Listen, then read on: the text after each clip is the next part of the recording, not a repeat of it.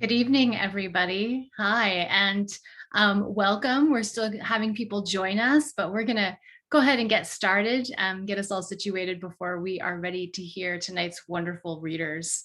Welcome to our Spring 2021 Pleiades Visiting Writers Series event and David Baker, Paige Starzinger Student Awards reading.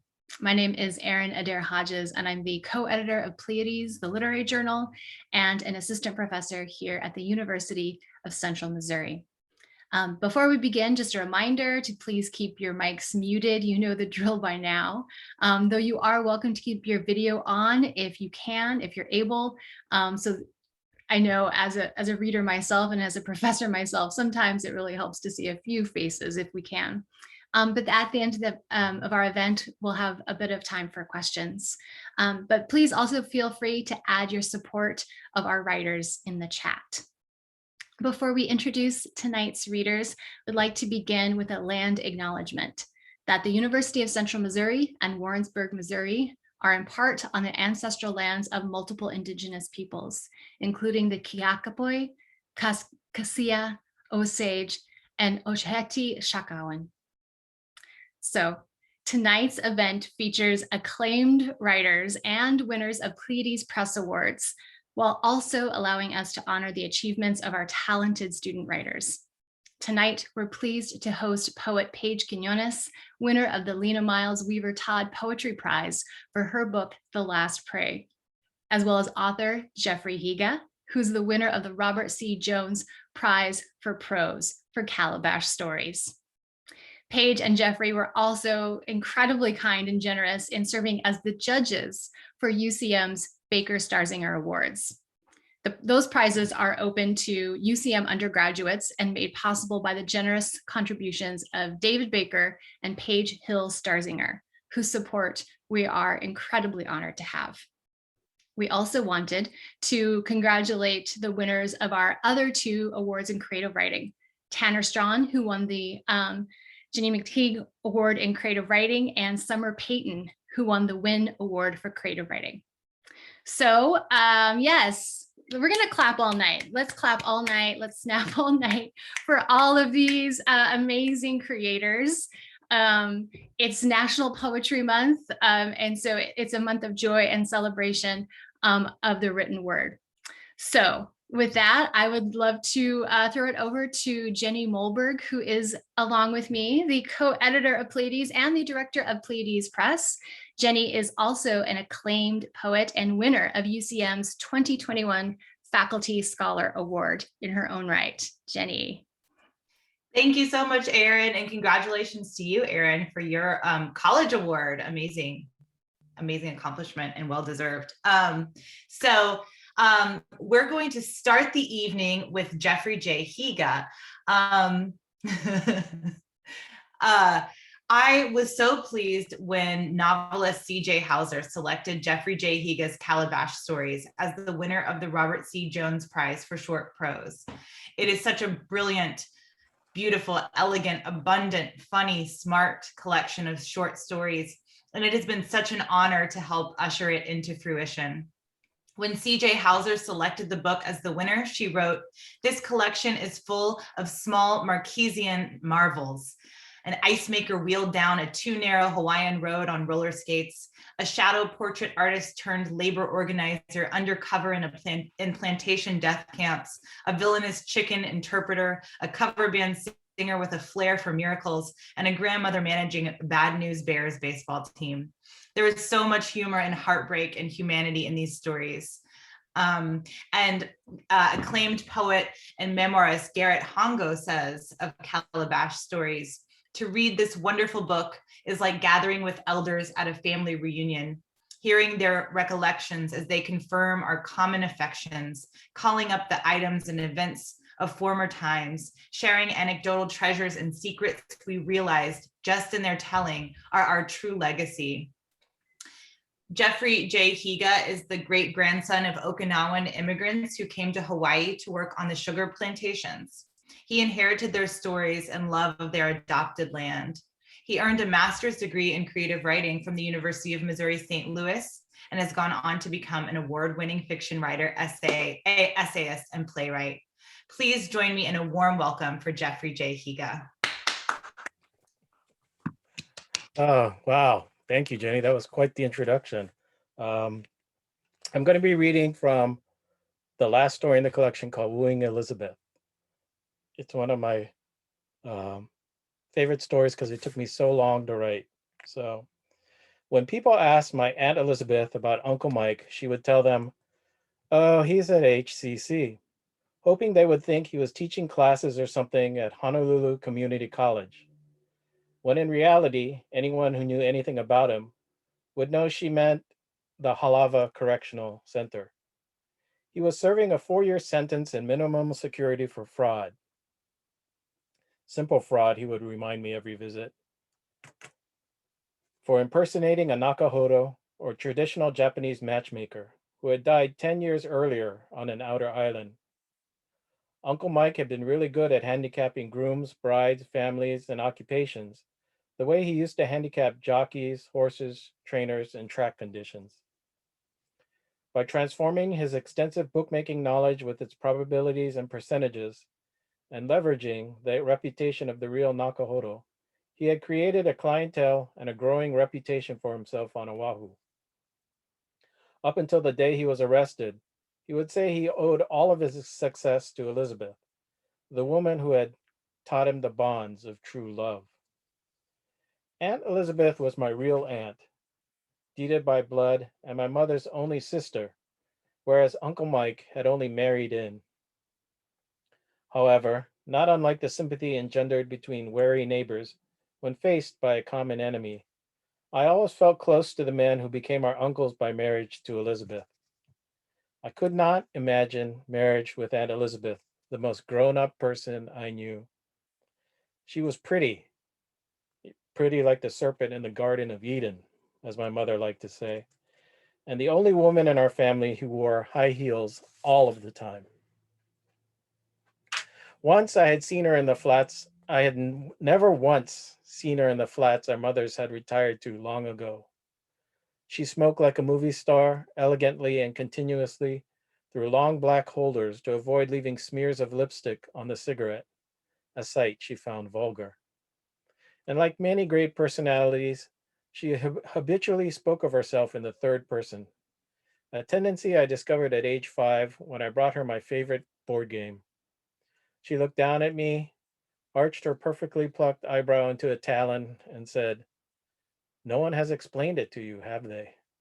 I shook my head. "Aunt Elizabeth doesn't do this shit," she said. "She doesn't play shoots and ladders." She paused to blow smoke in my face. "Do you understand?" I nodded. "Aunt Elizabeth is no fun." "Good boy," she said, patting my head like a puppy. "Now run along and find that useless uncle of yours, so you can get Aunt Elizabeth another drink."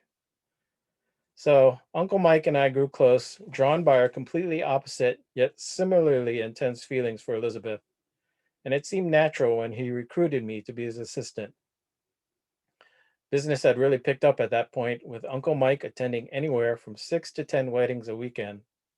And when he looked at me, he saw a branch office, an expansion of his matrimonial services.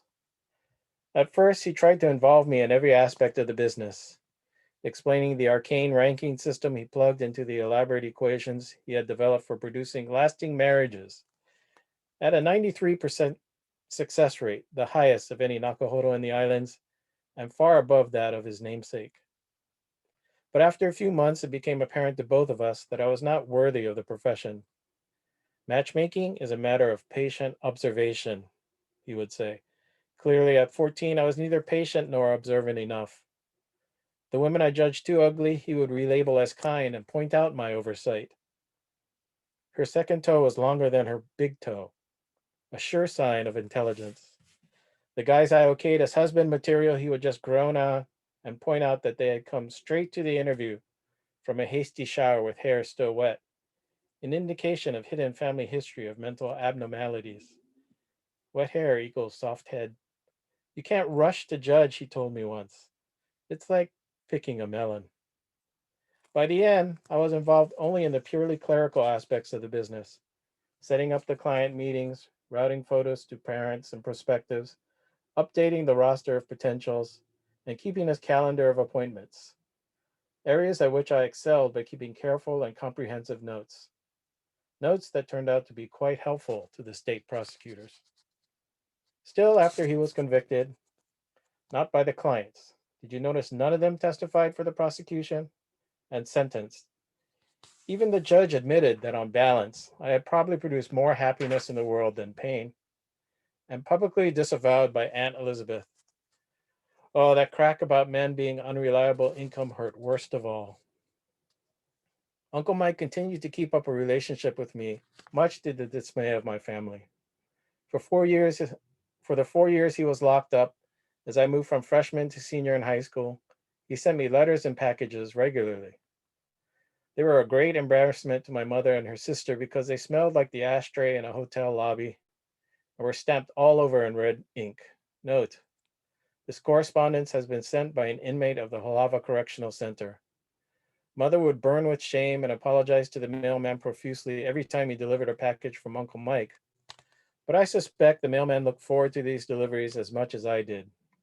He would always ask me about them the next day, and I would show him the latest prison handicraft Uncle Mike had created: an American flag made from strips of pornographic magazine with cigarette filter stars, a portrait of Jesus made from cigarette ash and hair from the prison barbershop, iridescent black earrings and matching necklace made from cockroach carapaces, and an evening bag made from the silver foil of used cigarette packs, which I was to give to the girl who had eyes. Well, eye for me.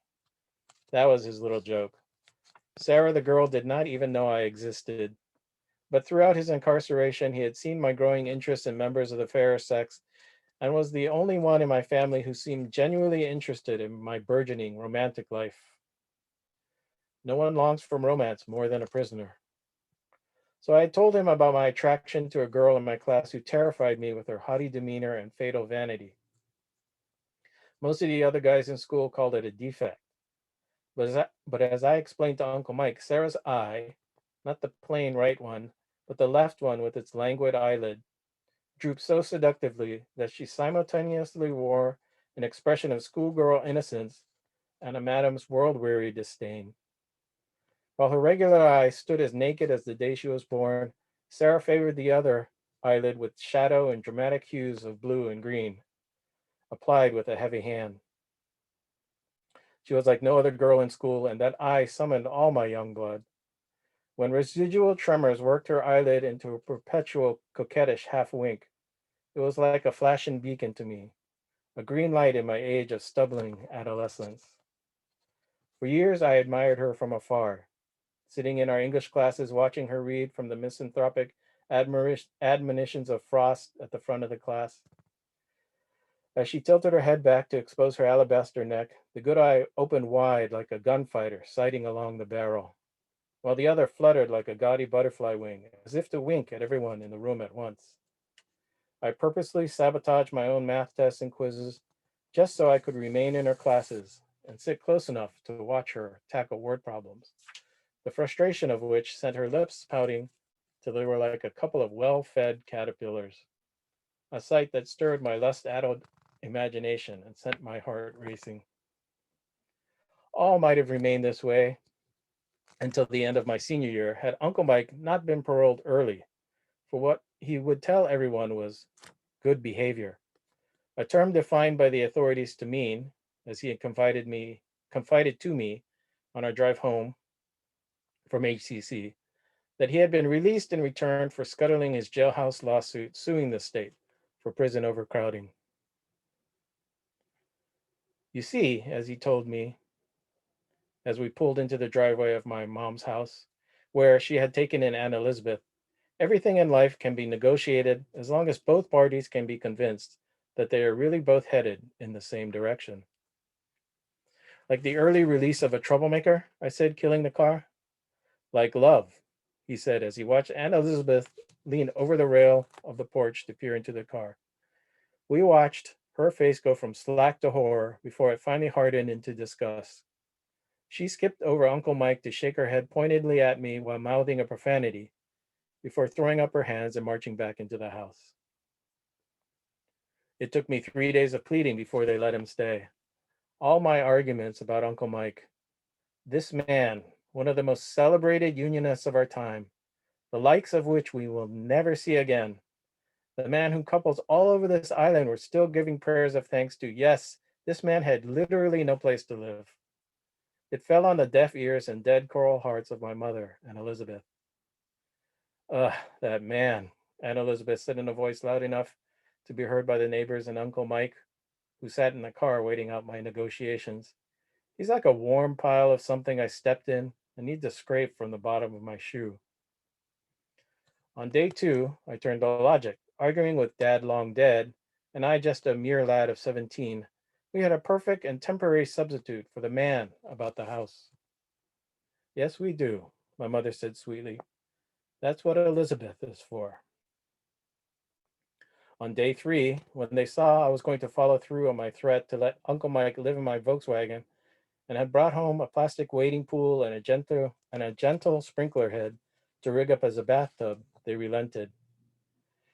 If I must be humiliated, Aunt Elizabeth said to me with a glare so fierce she could stare down Medusa, at least keep him tied up in the backyard where the neighbors won't see him. And so Uncle Mike moved into the garden shed and out of my car so I could air out the interior from 3 days of cigarette smoke and unwashed funk.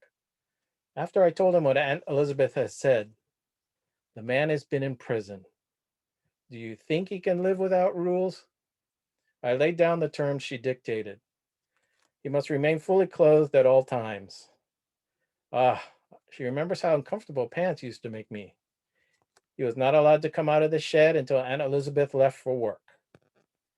That's okay. She has a tendency to talk too much in the morning anyway. He was not allowed in the house at any time for any reason. I must go to the YMCA to take care of his personal habits. Only your aunt would call going to the bathroom a habit. And he could only return to the shed after dark. This last one gave him pause. Like an illicit lover, he said finally. I shook my head. Come on, I'll help you move some of this junk. While I arranged bags of grass seed and fertilizer to fashion him a bed, Uncle Mike explained to me how he had spent many nights in prison thinking about the similarities between my situation with Sarah and his with Elizabeth. You see, a woman's heart is like a still, quiet pond in a lonely meadow, and you and me, we men, we are like dragonflies beating our wings above that pond, he explained, flapping his arms for illustration. Only when we beat our wings longly and strongly enough will the ripples of love appear on the surface of that pond. Uncle Mike leaned back and sucked on his cigarette. I waited for more, but since nothing was coming, I just nodded to myself for a time and acted as if I understood what he had just uttered. Does that mean you're going back to matchmaking? He shook his head. A condition of my parole. I nodded. Not for anyone else, anyway, he added. She told me when it came up to say, not a chance in hell. Uncle Mike just chuckled. But Aunt Elizabeth, she was taking no chances. The first Saturday after Uncle Mike moved in, she informed me that I was to cancel any plans I had that day and drive her way out to the North Shore side to pick up some boxes. When I protested the late notice and total disregard for my social life, she said, "Since when have you had a social life?" When I retorted something about my private life, she just snorted and laughed so hard she had to put down her cigarette. I waited for her to catch her breath. I wouldn't call those titty magazines under your bed a private social life, she managed to say before breaking into another round of laughter. She wiped her eyes with one hand and with the other jerked her thumb over her shoulder in the direction of the backyard. Besides, you owe me for letting you keep that stray. I put on my coat and stalked off to the car. And then there's about 20 more pages of adventures for these three after that. Thank you.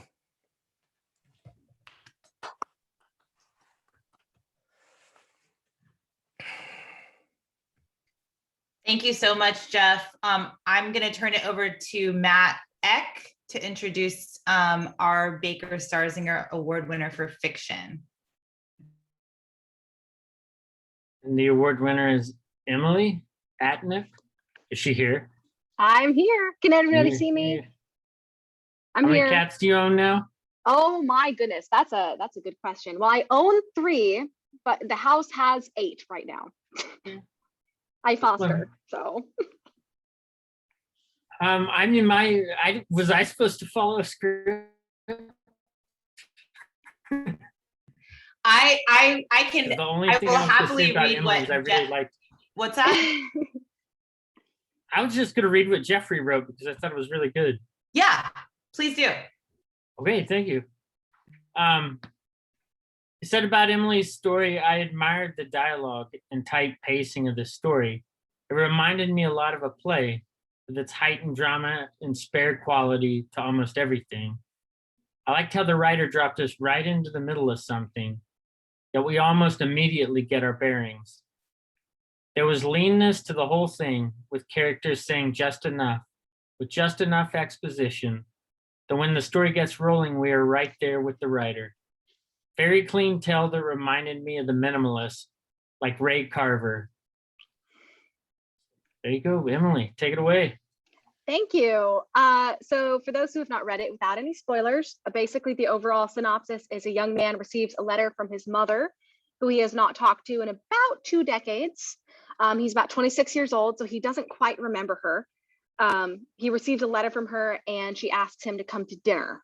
And she lives about 2 states away, so he shows up and things aren't quite as they seem. So let me just dive in. I'm just going to read about a 2-3 page excerpt of it. So here we go. Do you remember me? She asked. He looked at her graying hair, stubbed nose, and small brown eyes that he could have sworn had been blue. She was shorter and squattier than he'd remembered, but it had been 20 years. They hadn't kept any pictures of her in the house. His dad had shredded them into mosaics and burned them in a barrel out back. The tension between them was slightly lessened by the time their food order arrived. They ate and talked, but Andrew still felt she was keeping him at arm's length. She shrugged off his questions about rehab. He shrugged off her questions about school. She didn't need to know he didn't actually finish his degree. So how about things with your dad? She said. Andrew chewed on the end of his chopsticks and wished that he had had more food to keep words out of his mouth. What about him? It's been like 3 years. Was he proud of you? That's a big question, said Andrew. Doesn't need a big answer if you're not up to it, she said.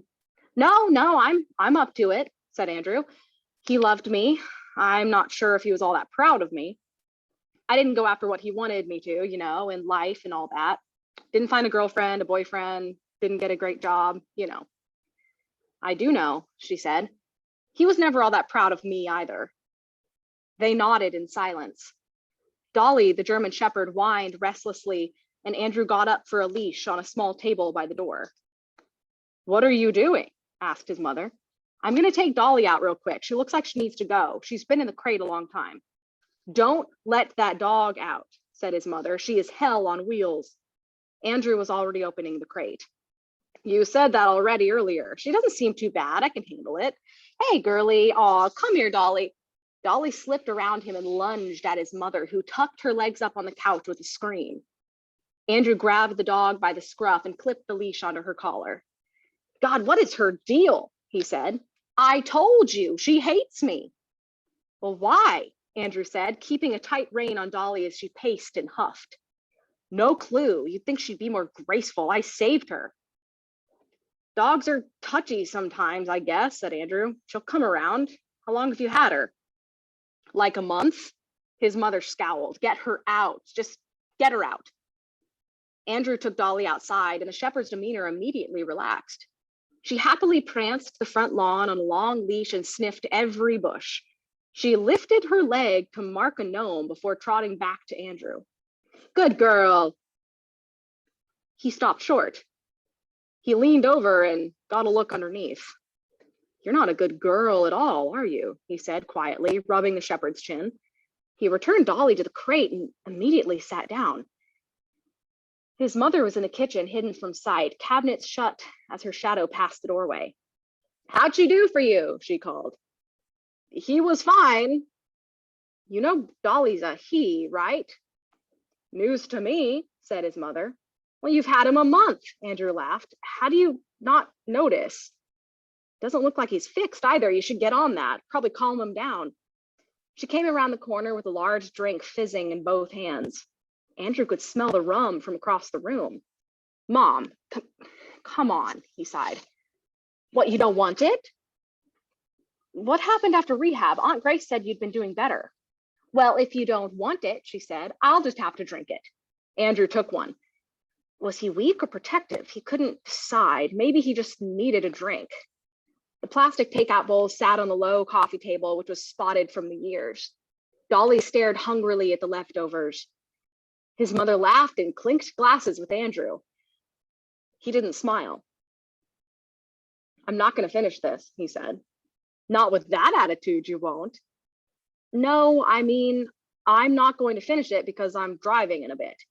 Her head rolled back. You're leaving me already? Something wasn't right. His mother grinned at him over the rim of her drink. Her eyes weren't familial. She was flirting. Andrew moved farther away and tapped his glass with his fingernails. Why did you leave? He asked. I know what Dad said, but I'd like to hear your side. Oh, Lord. She stretched her legs out until her bare feet rested against his thigh. Dolly moved restlessly. I mean it, Mom. He crossed his legs to get away from her poorly painted toes. Okay, just, her expression finally became serious and she didn't look at him. Like I said before, your dad wasn't proud of me. I felt trapped, just kind of lost. I didn't have purpose or anything, it was also pointless. Andrew's eyebrows got lower and lower. That wasn't right. Here's that. Thank you. Oh, Emily, what a good teaser. I think. Oh, thank you. Yes. We'll all look for that to be published at some point. Yes, definitely. Sure. Thank you so much, Emily. Of course. Thank you all so much. And congratulations. Thank you. Thank you. Before I introduce our fiction runner-up for the Baker Starzinger Award, I actually wanted to share Emily's writer's bio as well. The writer's bio is always, I feel like, this really important rite of passage, right? When you're tasked with creating one, it's a way of taking yourself seriously as a writer. And I think that's really important for our emerging writers to get to do. So Emily Atnip was born and raised in England. After moving 13 times throughout her 23 years of life, she married and moved another 2 times with her husband. She settled in Warrensburg and began working to finish her bachelor's degree in English for creative writing. She's currently a senior at UCM. Emily has written 6 novels that cover a variety of subjects and genres. She aims to be a published novelist one day as she works as an editor, and we have no doubt that she's going to accomplish that. Thanks, Emily. Thank you all so much. And coming up next, we have our runner-up for the Baker Starzinger Award, Cassandra Rodenbaugh. About Cassie's story, Jeffrey Higa shares, there is a relentless pacing to this story that is quite admirable. There are patches of mature descriptions that are realistically grounded and give us a sense of place. The story takes some risks at times, which I always admire in a writer. A very noir feel to the story that seems like it is reaching out for more, beyond genre. Cassandra Rodenbaugh is a junior at UCM, majoring in English with a focus in creative writing and minoring in both technical writing and marketing. She's written a number of novels with hopes of publication in the future, and after graduating, plans to pursue a master's degree in publishing and editing, followed by a career in the publishing industry. Please join me in welcoming Cassandra Rodenbaugh. Hello. I just want to say before I get started, those were really good. I love listening to both of those speakers. And then for the story, it's only about three or four pages long. And so I will just jump right into it. All right, so the man looked at you strangely as you slammed the lighter down on the counter, expecting you to ask for a pack of cigarettes or make light conversation. You both stood silently for a second, each assessing the other. Your eyes scanned over the counter, cracked and yellowed laminate that reminded you of a dried up desert. They landed on a rack of gum and chewing tar. You grabbed a pack of spearmint off the shelf, fingers connecting with a thin layer of dust, and vaguely wondered how long it had been since the store had seen business. Throwing the chewing gum on the counter seemed to break both of you out of your trance, and the man grabbed the items and began to scan them, hesitating slightly when he looked you over more. Seeing the ragged state that your clothes were in, the bags that were sitting heavily under both of your eyes, you realized that you probably looked like a 12-year-old drug addict, and no amount of spearmint gum would change the reaction of a man. Was he even going to sell the lighter to you? Your patience was starting to grow thin, and you threw a quick glance over your shoulder, the shadows outside accentuated by the fluorescent lights of the gas station. Rough night? The man asked, one eyebrow cocked in question. The buzzing of the bugs in the lights and the churning of the icy machines being interrupted for what was probably the first time the entire night. You shrugged, not eager to prolong the situation anymore. You could say that, you said, digging for cash in the pocket of your jeans, an awkward smile present on your face. It was almost as if you could see the gears turning in the man's head, his thoughts torn between what may have been the right thing to do and how much he actually cared about his job. It seemed like he decided that it wasn't worth the work, and instead of fighting you on it, he charged the $8, moving excruciatingly slow, mirroring the clock ticking away at the wall. You tapped your foot impatiently, glancing once again to look over your shoulder. The shadows seemed to have grown. You knew that it was in your head, but you couldn't help but catch your breath at the sight of it, and knew that you needed to get out of the store immediately. Keep the change, he said, throwing a 10 on the counter and picking up the items that the man had laid on the laminate. Fingers ripped into the packaging of the lighter as you left the store, depositing the trash into the nearest can, forgetting the gum on the counter in your rush to leave. The cold air stung the second that you went outside, and you shivered in the night, nestling further into your scarf, trying to retreat into the coat that you were wearing. The shadows somehow seemed worse than now that you were outside, the fluorescence twisting the fragile remnants of the light into nightmarish shapes, trash cans into tarantulas, lampposts into leeches, the cracks along the old run-down streets reflecting unspeakable monsters. Your hand gripped around the lighter in your pocket, the cheap plastic cold against your sweaty palms, digging into the ridges of your hand as a harsh reminder of where you were. You continued in your steady pace back to your apartment, navigating the abandoned streets with skill that one could only possess when they are acquainted with the night, knowing the edges that the world would seem to take when the sun goes down, the crevices creating depth within the shadows that one could get lost in if they weren't careful. After a few blocks, the panic began to set in. Street lamps burned out from age and use, the neighborhood being too small and run down for the city to care about repairing them. Curbs crumbled beneath your feet as the sidewalks dictated the path back to the safety of your home. You had wanted to save the fluid, but you couldn't help it any longer and tugged the lighter out of your pocket, the lip getting caught on the rim of your coat as you struggled for the thing that was your only lifeline. Finally, the small silver object was freed and you flipped the lid on it, striking it within a second. The flame sparking, pressed up against your finger. You winced slightly, the fire meeting the tip that had already been scarred over time, red and tender against the heat. Breathing a sigh of relief, you slowed your rushed pace slightly, careful not to disturb the fire and make it go out. It felt as though someone had punctured your lungs, a knife to a balloon, deflating suddenly and intensely as the tension was released. The shadows around you seemed to shrink back to what they were before, a bicycle chained to a fence taking the shape that it would have been in the daytime, eagerly watching for a separate time to strike, for a crack in the defenses, a simple sliver that it could slip through. Your comfort was momentary, and you were aware that you had your back exposed to attack. You held your other hand clenched in your pocket, nails digging into your palm as your pace once again quickened. It wasn't until you were a few blocks from your apartment that the hand gripping the lighter began to cramp, the finger that was being licked by the flame stinging in pain and stress. Your breath was staggering, and you suddenly regretted not using the gym membership that you had tried to activate as a New Year's resolution. Your legs felt as if they were jelly beneath you, and your lungs hitched with every step that you took. You stumbled slightly, a piece of sidewalk kicked into the street, proving fatal to your rushed steps, vision glazing over the simple hazards that you had stopped being aware of. You lurched forward, fingers slipping with relief off of the lever of the lighter, the world plunging into the darkness as the smell of fluid reached your nose. Gasping, the sharp intake of breath felt like knives in your lungs, shadows growing around you and wearing down against the defense that had been dividing them. Suddenly rising up in preparation. You could see your apartment at this point. panic fueling you, and your only thoughts being on the safety that it provided. It felt as though the shadows were tugging at you, seeping into your clothes and weighing you down, thick as tar and dark as pitch. It felt as though you were trying to run in the middle of the ocean, water flooding into your lungs as you neared your destination. The flickering light above your door was being attacked by mobs, and it seemed to grow dimmer as you rushed towards it, fumbling in your pockets for your keys, hands shaking as you jammed them upside down into the lock. Cursing, you yanked it out, the light above flickering, the bugs dispersing as the light faded in and out of the cracked and yellow glass that held the light bulbs. The light went out, stuttering with a final whine of protest, submerging you once again in darkness.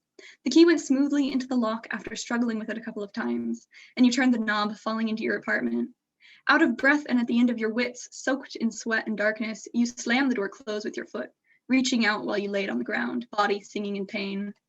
The entry blocked out anything left behind you with a crash, words caught in a throat, unable to be spoken. Stuffy, silenced, close to surging out at the slightest nudge. Your legs trembled beneath you, and you knew that it was not safe simply because of a closed door. Shakily, you switched on the lights, noticing that when you fell to the ground, you would hit the table, the already chipped edge of it now coated in a slight layer of blood.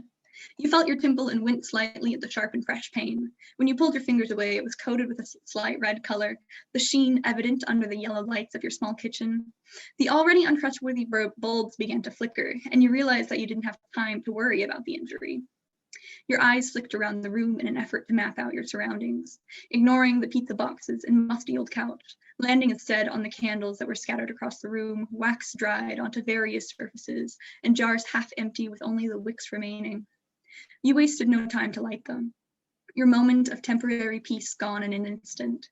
Pulling the lighter out of your pocket and striking it once again with your finger, flinching away as the flame licked at your hand hungrily. It was slow work, but soon most of the candles were lit, your hand once again aching against the pain of holding the lever down. You were tired, exhausted from the night, looking back to the quiet and secluded gas station from earlier, a memory that seemed much more distant and divided than it actually was. You found yourself sinking to the floor, sitting on the stained carpet beneath you, but being too exhausted to care. The wind howling outside as the night turned harsh and cold, a storm of wind and noise greeting the empty streets. The lights above you flickered to a stop and your heart pounded, the wind being washed away by the sound of your own pulse. The room was still lit, the candles doing their job, but you felt on edge as though something was not the way that it was supposed to be. The flames were casting ominous shadows, twisting and turning, almost as if you had let the darkness in your haste. That was when you looked over to the door, eyes lingering on the lock that you had failed to latch, the deadbolt that was rendered useless to the side. With cold realization in your heart, you saw that the door was still open a crack. And there we go. I'm muting myself to applaud. Woo, Cassie. Cassie, thank you so much. That was absolutely wonderful. Hi, everyone. I'm Jenny Mulberg. It is now poetry time. I'm excited. I wanted to start by introducing and thanking acclaimed poet Paige Starzinger, who has generously, partnered with David Baker to fund our Baker Starzinger Awards. Hi, Paige. Thank you so much for being here with us tonight. I know David is teaching during this time, or else he would be here. So just want to say hi. Yes, he says hello to everybody and congratulations to all the winners. And he definitely would be here, but he has got a late class tonight and Thursday nights this semester. Well, we're so appreciative of you. Thank you so much. I'm so glad you're here. So I will now introduce our Baker Starzinger Award winner in poetry. Then I'll introduce our final reader for the night, the incredible poet Paige Quiñones, who won our Lena Miles Weaver Todd Prize for Poetry from Pleiades Press. And then hopefully we'll have time for some questions. So it's my great pleasure to introduce the winner of the 2021 Baker Starzinger Poetry Prize, Cecilia Savala. I've known Cecilia for several years now, and it has been such a delight to watch her grow she already was a very talented poet, but to watch her grow into an even more extremely talented poet and editor, to see her publish her poems in acclaimed journals around the country. Cecilia will graduate this spring and go on to an MFA program of her choosing. It seems like she's getting in everywhere she's applying. Maybe you might have some news for us, Cecilia, we'll see. It's just been such an honor and a pleasure to work with you over the past few years, Cecilia. Paige Quiñones, who we'll hear from in a bit, selected Cecilia's poem, How to Be a Girl, as this year's poetry winner. And she writes of the poem, How to Be a Girl takes the concepts of beauty and propriety and torques them into hauntingly unfamiliar territory. The poet's sure-footedness is evident from the first line through to the end, and ultimately they own the shame they carry, burnishing it into a successful litany. Cecilia Savala is a graduating senior at UCM who is majoring in English with a concentration in creative writing and minoring in psychology and instructional technology. She has work published or forthcoming in the Boiler Journal, Barrel House, Mochila Review, and the Kansas City Poets Anthology, Curating Home, to be released later this month. After graduation, Cecilia is headed, oh, there it is, excuse me. I didn't know that we had an official decision. After graduation, Cecilia is headed to Tempe, Arizona to pursue her MFA at Arizona State University. Congratulations, Cecilia. Welcome. Okay, are we good? Okay, I apologize, I'm in my car, I just got off work, but I am really happy to be here. Thank you, Jenny. You're gonna make me cry. So I'm going to read my poem, How to Be a Girl. How to Be a Girl. I've become an expert at moving. I don't ask my mother for her blessing. Don't wait for her to say, girl, your standards are too high. You can't hold yourself up by your legs. I've rubbed holes in the legs of 2 pairs of jeans. I can't move without putting pressure on you. I've become just like my mother, never one of the girls. What can I say? When commercials legislate, say it's all anti-frizz cream and tan, smooth legs, antithetical to the girl who sits like a man, who moves like a man, whose mother and father aren't ashamed. But only I can save me from myself, from all you can eat buffets, vandalized self-portraits. Who says we must always listen to our mothers? Must learn early to lift with our legs, write on our skin ink black reminders to move out of their way. Just one girl in the history of girls, only one of you. I can't move. There wouldn't be anything to say if I'd have kept my legs closed, impressed my mother. Before I was a mother, I was just a girl, no more than table and legs. I make amends and you mistake. Things I can't say, things you learned from movies, but these legs, mother, move, girl, all you have left to say. Thank you. Thank you so much, Cecilia. So our final reader of this evening is the incredibly sharp, talented, and brilliant poet, Paige Quiñones, whose first full collection of poetry, The Best Prey, was selected by Tiana Clark as the winner of the Lena Miles Weaver Todd Prize for Poetry and was published this year with Pleiades Press here at UCM. I'll never forget when I first read the manuscript of The Best Prey. I was so struck by the power and wisdom and ferocity of Paige's poems. Kevin Proofer, an acclaimed poet who used to teach here at UCM and was one of the founding editors of Pleiades Press, says of the book, rich in unflinching detail and deeply attuned to the music of language, The Best Prey is a terrific debut by a poet who seems fully formed. And poet Amy Nezuka-Matadel writes, this outstanding debut sings the difficult songs of desire and mayhem laced with the coolest of fires. From cover to cover, Quiñones poses knife-sharp scenarios to jolt and jostle, such as, I do not know what you heard, only that your breathing never changed, a whale's body sinking despite its roaring grave. Reading these poems show that even in the face, reading these poems shows that even in the face of personal and planetary tragedies, Our reward will be the ability to excavate beautiful truths about the human condition. These are wonderfully edgy and smartly carved poems. And I couldn't agree more. I love this book so much. It's been such an honor to work with you, Paige, and to watch this beautiful collection make its debut this year. Paige Quiñones has received awards and fellowships from the Center for Mexican American Studies, the Academy of American Poets, and Imprint Houston.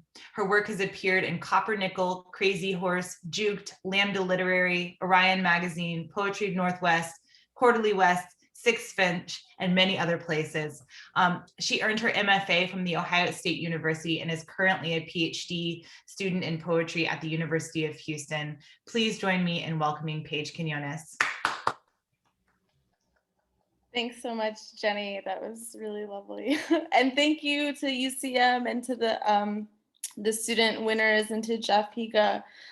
It was wonderful hearing you all read your work, and it was a pleasure to judge the prize and read the kind of work that's being produced at UCM. I think it was really nice.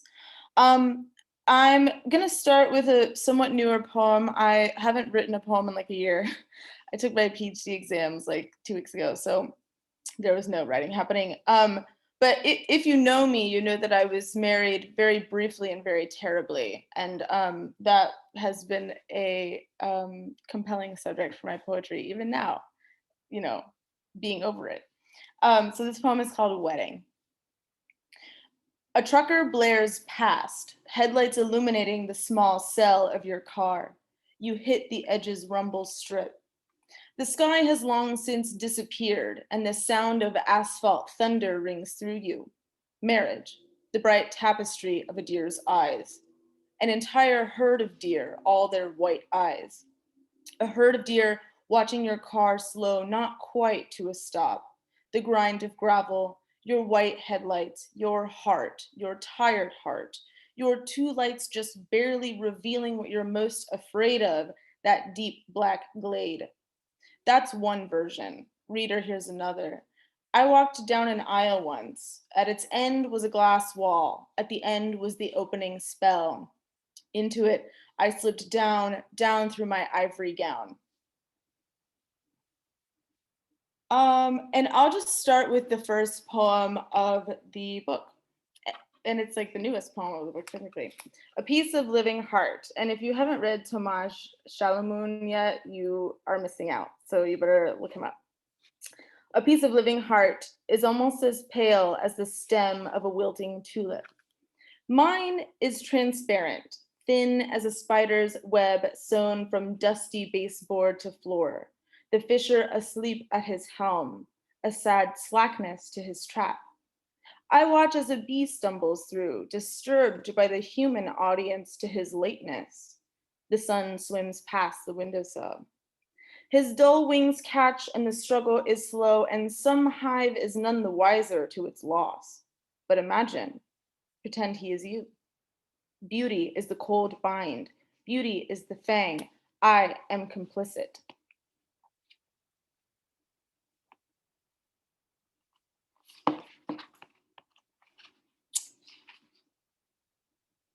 Black Magic Pact. The devil is my plaything, so I'll bring the bacchanalia to you. My pussy is a cobra's laughing maw, just grope her to feel my efficient fangs. I have been torn in half more than once, but I know a potion that might make us whole, and all you have to do is touch me without fear. I have felt a beloved's hands on my throat and hated it. I have felt Satan between my legs and perhaps craved him. Now he becomes whatever size I command. Don't be afraid when I grow a dragon's tail or a bouquet in my snarl. These are my spells, whether or not you like it. I am the witch at your neck. Love poem, Fox. And I'm wearing little fox earrings. The dogs sing in the wood, and I marvel at their song. Oh, caved-in burrow, oh, stench, marriage of my betrayal. To dress myself in woman would be a finer sport. A rich man would offer a gloved palm toward the furl of my unnatural grin. Here I damn the mocking trees, the man on his horse, his gloves. Love, that you might be the silver of a stream, the dark of a lake, my refuge in the hunt. Or you might be one to drown me.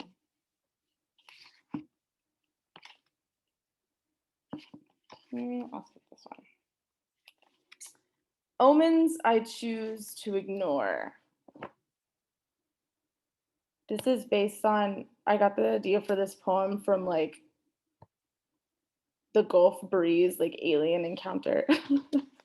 This man like saw like dogs in like these weird positions, whatever. Children sit under street signs eating plums, staining their chins like used Band-Aids. A corner of the ceiling falls in, though it hasn't rained for weeks. Your books on the bedroom floor lie shrouded in plaster. Merlot's persistent silt lines my glass, never in the shape of anything. The flat silence after your neighbor's Doberman escapes. We only sleep when she returns to her chain. The children who stole from us leave their bitten pits. I find every green penny glued face up on the asphalt. At night, you don't understand a word I say, laughing as I explain how to gut a fish. If it's done quick, you'll see the heart beating. And later, when the dog breaks away once more, we watch as she looks back at us with a smile, dark head bending at an impossible angle.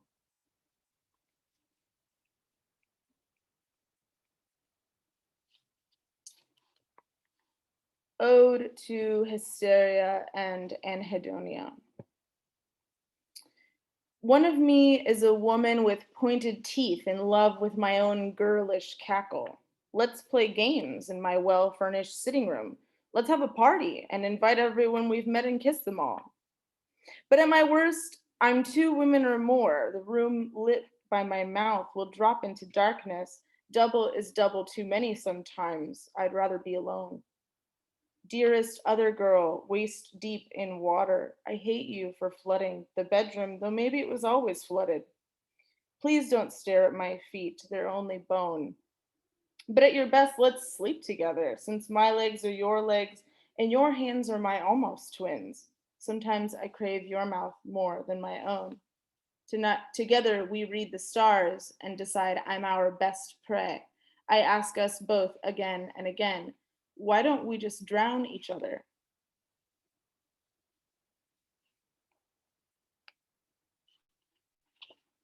I read a bunch of poems I never read, so this is fun. Elegy ending on the ocean floor. Grief is the hand braiding and unbraiding my insides. For months, I've tried to grasp at time, moment of a covert kiss, low howl in my belly at the sight of you between my thighs. The impossibility of the thing does not stop me demanding it. I told you time moves faster, further from gravity's center, and you didn't believe me. You do not love like an albatross, not like a Midwest town's single intersection. To be fair, neither do I. Regret is my heart's only tourbillon. In another life, I'd like to be an eddying bioluminescence or the aurora's gleaming greeting. In this one, I lust like a metronome.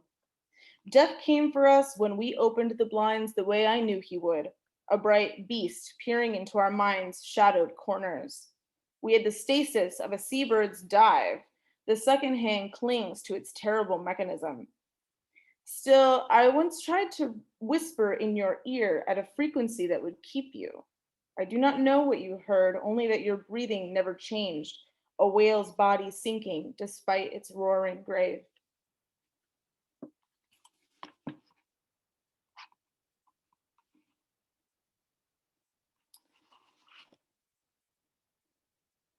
View from a guest house in Calabasas. This is the most expensive I've ever felt, sitting topless at the edge of the pool, remembering summers I've wasted on men like you. I don't understand Los Angeles with its bloated homes in the valley. Sometimes I can't tell the difference between panic and want, between 6 months and a single morning. You're sure it won't be long before this entire coast breaks into the sea, but I think I could stay. Later, someone will tell me to leave a man if secrecy is the only thing binding us. You are not my husband. Landscapers wield whirring tools near joggers. Hummingbirds buzz at bright feeders. The water is too cold, but I challenge you to see who can stay under the longest. I'm prepared to lose. I just want to hold you down on my way up.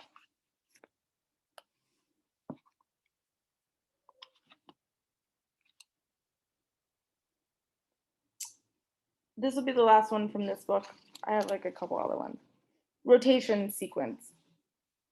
It was almost enough to dream the naked mattress into a pasture. Odor of a fallow spring despite all we did to the earth. The fence had fallen and anyone could slip through, so let's say we hid during winter instead. No music of growing. In the most selfish months, we could hear the howls from miles around and keep our windows barred. I pretended we hoarded enough to last through March, that we had the foresight to love quickly. Standing outside while the first snow fell, you said you felt like a disobedient child. Still, so we kept to flattened paths, hunting for rabbits. Still, I awoke to the real heat of your bedroom floor. I pressed each new day to my palm like a splinter. I'm going to finish with a couple poems that feel very Houston to me. Maybe just because I wrote them here in Houston, but I don't know, something about them. Anyways, and this first one was commissioned by the Contemporary Arts Museum here in Houston for the 50th anniversary of the Stonewall riots last 2 summers ago. It's like we lost an entire summer 2 summers ago. It's called Shot Glass. I enjoy the reveal most. Glimpse of pantyhosed thighs, taut and glittering before a dress becomes another elaborate dress. A wig torn off to show the other. The dance is a bloom. She is the room, our collective sip of vodka. I tell my male friends I feel safest here. Harnessed bartenders, butch girls nodding along in collared shirts, my hips swaying in time. I am most aware of my own body. Once in Greece, I misread it all. We had done the glances, shy and then not shy. Men danced in cages, shirtless, glistening as if they had emerged from the sea. A silver sign over the bar read, "Bisensual life curious, sorry boys, I like pussy." She and I had matching earrings and she pretended not to know English. I asked for permission. "No, no," she said. Then I asked louder so she could understand. Here, the dance is different. Here, I am unmade by the music. Our laser-lit clearing in the aftermath of a drag show is miles from disobedience. A shot glass cracking a mirror. A lesbian arrested with a head wound. Uniformed men locked in a burning building. Bricks, the heaviest objects thrown. I take selfies against murals of men wearing leather. I am wearing leather. Women press their lips to my neck. Here, the only threat is the one we try our best to quell. We keep low in the gut, we shuffle to a corner. Somewhere in America, there is a man who would like nothing better than to enter this bar with a gun. The courtyard. In summer, its trees blaze with color, their fingers spilling over the tenants. There is a smoker, our fixture, his cough a deep chime, 1, 2. His second floor watch is consistent but punctuated. There are children, creatures of the afternoon, day-glow bicycles lurching forward with half-flat white tires. Sometimes I come home drunk past midnight. I am mostly alone. Sometimes there are families grilling meat and I'm offered thin slivers and conversation. Sometimes there are only men, too few to call a congregation, drinking beer in the lamplight. Their good-natured laughter is enticing, their bottles amber bright and too warm to sweat. These are the most nondescript men I have ever seen. Once he followed me inside. I woke with a full Modelo on my nightstand and my forearms ripe with bruises, a used up cutting board, a dry oil slick, a woman's stained underwear. Now sometimes I come home and fall to my knees. He's here, in the corners, behind each closet door, crouched in the shower. The AC growls awake. 1, 2. And this is my last poem. I think mushrooms are kind of having a moment right now. I don't know if you guys have noticed that, like, they are everywhere. They're like the hip, fun, like butterfly clips of the early 2000s. So, and my current partner is Slovenian and he's obsessed with mushrooms. So I have a poem about mushrooms in Texas. And that's what I'm going to end on. I stole my title from Sylvia Plath's poem, Mushrooms. Pulling my first from its place in the forest floor felt like slipping a key from its partnered, well-oiled lock. Broken so cleanly at the stem it appeared scalpel sliced. You assured me this was a good find, a boletus, from its reddening bruise and lack of gills. But chanterelles proved easiest to forage. Their penny-bright caps glinted between dead leaves, ripe for the taking. Spiders were the largest animals we saw that day, orb weavers bigger than a man's fist, sharp-legged seamstresses whose webs like neural networks transgressed each clearing. Without hair, they weren't so frightening, as if each spider had disrobed herself to display a less menacing skeleton. Still, we kept our distance. And suddenly, what I had never paid attention to was flourishing. Oysters in bursts around a rotting stump, amanitas with their white burial shroud, indigo milk caps as fluted and blue as a ballerina's tulle skirt. You told me the wildness might not be as feral as we think, that the fungi's filaments weave a pattern, a conscious fabric, engaging the nearest tree with its opposite furthest tree to say, entwine your roots with my mycelia and I will tell you my secrets. We followed their invisible cartography by whatever heads peered up from autumn's detritus. And though we were strangers there, unmooring each mushroom that seemed least dangerous, we could feel the vast organism underfoot, silent but for the sounds of insects, unwitting and soon to be caught. Thank you all so much.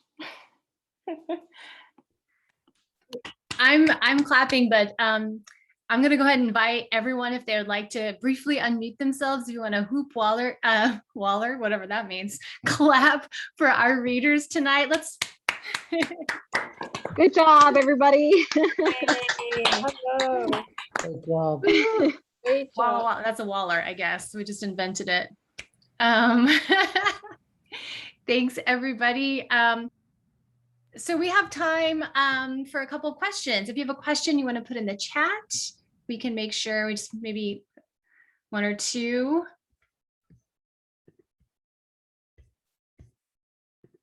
Also, no pressure.